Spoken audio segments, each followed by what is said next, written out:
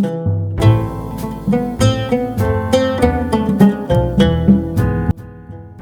كل مكان في الحياة لازم تلاقي الحب والمحبين، في الأغاني، في الأفلام، في علاقاتنا حتى بالأصدقاء المقربين، وكل واحد مننا ياما مر عليه قصص عن الحب والحبيب والحبيبة، وكل قصة بتختلف عن التانية لاختلاف الزمان والمكان، والكل نوع ضريبة، وفي اللي بيعتبر الحب نعمة، وفي اللي بيشوفه مصيبة، وفي كمان اللي بيقولك إن الحبيبة عليهم تصرفات عجيبة، وياما اتقال في الحب والحبيبة أشعار، واتحفرت قلوب ليهم على كل مكان في الأشجار، واتقالت فيهم عبارات وجمل خلصت منها علب الأحبار، وده طبعا قبل الدنيا ما تنهار ونشوف مصايبهم كل يوم متصدرة الأخبار. فين أيام ما كان الحب كيمياء ما بين اتنين، والحب هو روح واحدة بتسكن جسدين، وعشان نكون منصفين الحب مازال موجود، وحبيبة قلبك يا ولدي بقت على العام وليست في قصر معصور.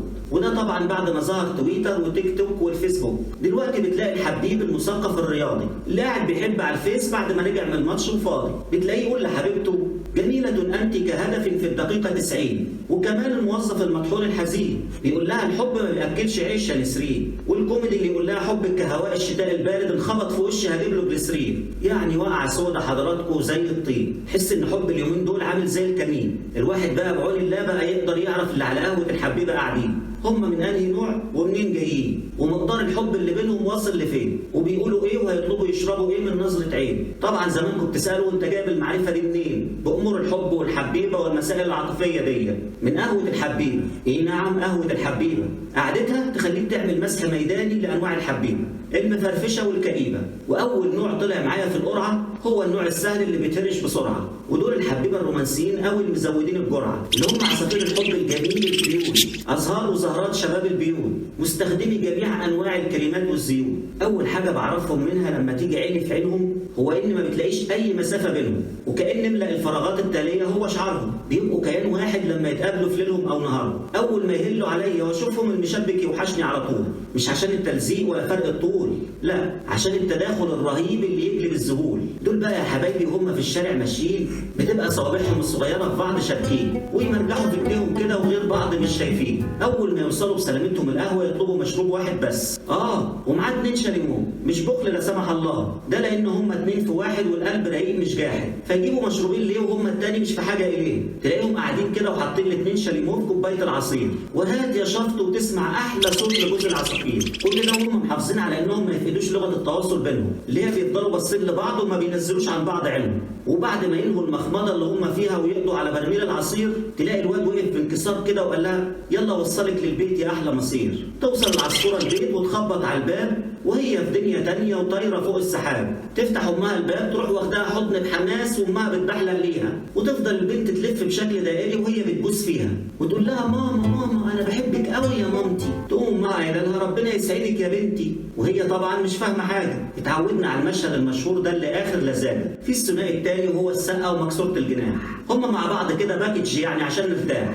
هي في الغالب بتقرا روايات حب ركيكه وعتيقه، ومامتها بتبقى مربياها على جمله غريبه في الحقيقه، وهي ان قوه البنت في ضعفها، يعني مش في انوثتها ولا جمالها ولا وصفها، لا في ضعفها، على اساس انها من الفهايه او حته جلاشايه. اما الشاب السقه بقى ده حكايه، تلاقيه اول ما يوصل القهوه يتبرم شويه كده على حته ممكن، وياخدها يقعدها على الترابيزه اللي في الركن في الزنقور كده عشان تبقى واخده ساتر، قال يعني الحب مشعل مش فاتر. تاني حاجه يقوم خالع الجاكيت حاطه على كتفها على طول، سواء في الصيف او في الشتاء، ده مبدا عنده ودي الاصول. البنت بتبقى عرقانه من الجو الحر والتكييف اللي بايظ وسوء الاحوال، وهو مفيش، هو كده بيحميها من الاهوال، تحس كده انه مخرجها في حقل الغام، وباقي بس القناع الواقي من الغاز السام. المفروض قهوه الحبيبه توفر المستلزمات دي طول العام. كمان بيبقى جسمه قليل كده بس هو في نفسه فان دام، وحسه الامني عالي قوي يجي سنتين قدام. تلاقي الجرسون لما يجي ياخد طلباتهم هو اللي يطلب لها، مش تحكم فيها ولا فرض سلطه لا سمح الله ولا الحاجات دي كلها، لا عشان هو ادرى بمصلحتها وهيشيلها. وتلاقيه دايما بيطلب لها حاجات اطفال،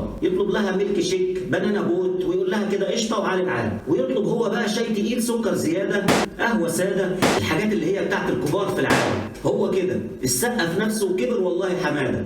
كمان تلاقيه يسالها كل 5 دقائق اذا كانت محتاجه الحمام، ويطمن عليها كل 3 دقائق اذا كان عندها رشحه او زكام. طبعا خايف من كورونا وبيأمن نفسه لقدام. تعالى بقى وهم ماشيين في الشارع العام، تلاقيهم ماشيين وسيد الحلوين قالع كم الجاكيت اليمين ومدخل جواه حب عمر السنين. جوه كم الجاكيت حبايبي يا حلوين، يا قلب ماما انتوا خارجين من قهوه مش من كمين، ولا من تحت عماره واقعه كنتوا فيها ساكنين. في بقى الحبيب الخضر البرم القور النور، ده بقى هيئته عنه تنوم، تلاقيه داخل القهوه في عز الشتاء وهو لابس قميص بنص كم، لا وعشان المظهر يكمل ويبان تلاقيه مشمره سيكه كده كمان، ولا احمد رمزي في افلام زمان. كل ده عشان يثبت لها انه مش همه البرد ولا القرد، اللي هو انا ما يهمنيش لا برد ولا بتاع، انسي مفيش، انا شمر اي حاجه ان شاء الله نص النص كم وهي مش محتاجه. صايع قوي يعني ما عندوش كاني ولا ماني. وايا كان بقى تكوينه الجسماني تلاقيه ماشي مع حبيبته وهو مخشب ورامي على ورا سيكه، ودماغه باينه شمال وفك واقع وحاجه انتيكه، وايديه بعيده عن جسمه ومش بعيده يكون مقطع البطاقه وناسي اسمه، حتى تلاقيه مسروع كده بس ايه تمام، هو كده متكيف على الوضع ده واخر انسجام. يجي يكلم حبيبته يقول لها بنت انا بحبك يا بنت، خدي الدبله دي البسيها، بنت اوعي في يوم تقلعيها، بنت انا ممكن اطربق المنطقه دي كلها على اللي فيها، لو حد اتعرض لك يا بنت قولي لي والله ما عديها. في الطريق بقى تلاقيه فارد دراعه الشمال على الاخر كده وهو سايق، ومنيم الكرسي بتاعه على الكنبه الورانيه للاخر والمزاج عنب ورايق، وقافش في الدركسيون جامد ومركز على الطريق قوي وفايق، وهي قاعده بالعكس ظهرها للشباك وبصاله، ولو لقيتها كويسه بتقوم مربعه على الكرسي في ايدها برتقانه بتفصصها، يعني قابل صايع موت. لو حد ركز معاهم مراته تنفجر ويرقع بالصوت طبعا، وغالبا هو ما بيبقالوش في قصه اللبس والموضه، وهي اي حاجه بتقوم ضربها وهي خارجه من الاوضه. وطبعا لما يطلب مشروب هيطلبه يتناسب مع حجم عمايلهم السودا، تلاقيه طول حياته دي كلها بيطلب كنكه بن ساده، كنكه بن مش فنجان قهوه كالعاده، لا لا لا لا لا, لا. انا عايز كنكه وغامق محروق ومر. او يطلب مثلا منقوع فسيخ بالبصل الاخضر، ما هو حر، قال يعني كده بيثبت لها انه راجل من خلال هذه الرسائل. صحيح ايه يعدلك وانت البعيد مايل. كمان لما ينادي على الجرسون يقول له يا ابني تعالى،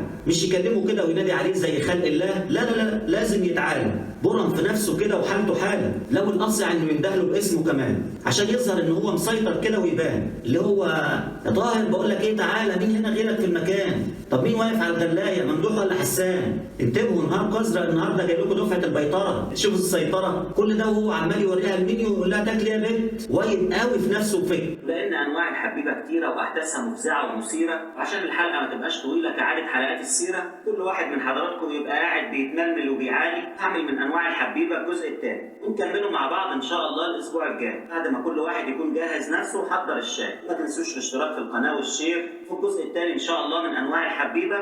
اشوفكم على خير.